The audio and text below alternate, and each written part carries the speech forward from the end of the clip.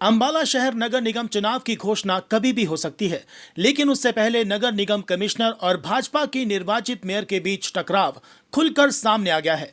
नगर निगम commissioner को लेकर mayor ने गंभीर आरोप लगाए हैं, जिसके चलते निगम प्रशासन को 5 करोड़ रुपए का लीगल नोटिस भेजा गया है। नगर निगम में विकास कार्यों के शिलान्यास को लेकर सियासी और प्रशासनिक विवाद गहराता जा रहा है।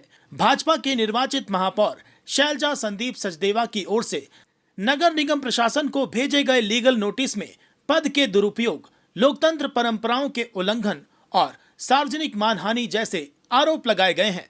नोटिस में आरोप है कि नगर विकास से जुड़े शिलान्यास कार्यक्रम जानबूझकर एक पराजित विधायक के माध्यम से कराए गए, जबकि निर्वाचित महापौर और नगर निगम सदन को पूरी तरह से नजरअंदाज किया गया।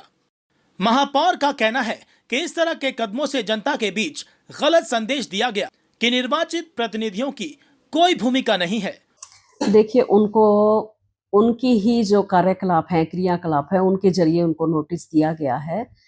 जो नगर निगम के शिलापट बनते हैं उस पर उन्होंने मेरा नाम नहीं लिखा है, और जहां लिखा भी है तो वो मेरे कर कमलों से उद्घाटन वगैरह नहीं हो रहे हैं, शिलान्यास नहीं हो रहे हैं। वो हारे हुए प्रत्याशी के हाथों से, कर कमलों से वो शिलान्यास करवा रहे हैं, जो कि अनुचित है। वो संविधान के खिलाफ भी है, कानून के खिलाफ भी है। इसके लिए उन्हें नोटिस दिया गया है। जी, हमने सब उच्च अधिकारियों को अवगत करा दिया गया है। पत्र के जरिए उन सबको संदेश भेज दिए जा चुके हैं। वहीं बीते कई महीनों से नगर निगम की अहम बैठकों के रद्द होने से विकास कार्य भी प्रभावित हुए हैं।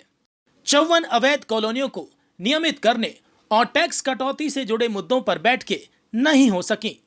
नोटिस में निगम कमिश्नर को 15 दिन में जवाब देने का समय दिया गया है। जवाब न मिलने पर मामला अदालत तक जाने की चेतावनी दी गई है।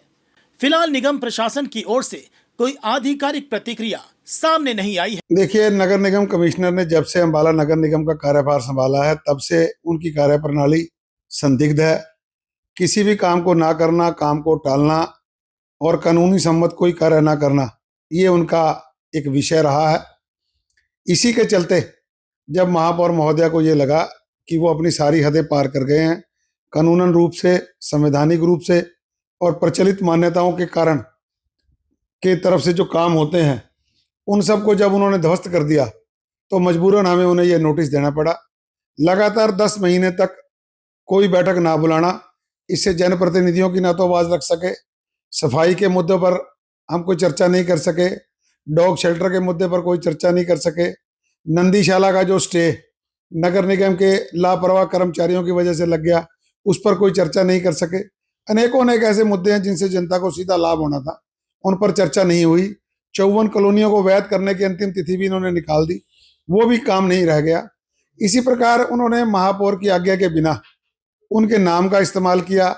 उनकी छवि को धूमिल करने के लिए जो यथासंभव कानूनन उनके नाम को तवज्जो शिलापट और उद्घाटनों पर मिलनी चाहिए थी, वो ना देकर एक पराजित हुए विधायक से वो के कर कमलों द्वारा करवाकर उन्होंने जो एक नई परंपरा, गलत परंपरा चलाने का प्रयास किया, उन सब से शुद्ध होकर जब मेयर महोदया को लगा कि वो सार्वजनिक रूप से जानबूझकर सोची समझी रणनीति और साजिश के तहत उनके नाम का गलत प्रयोग कर रहे हैं, अपने पद का दुरुपयोग कर रहे हैं और उनकी सार्वजनिक रूप से जो काम करने की छवि है उसको धूमिल करने का प्रयास कर रहे हैं, तो उन्होंने लाठर महोदया को 5 करोड़ रुपए का मानहानि का नोटिस दिया है।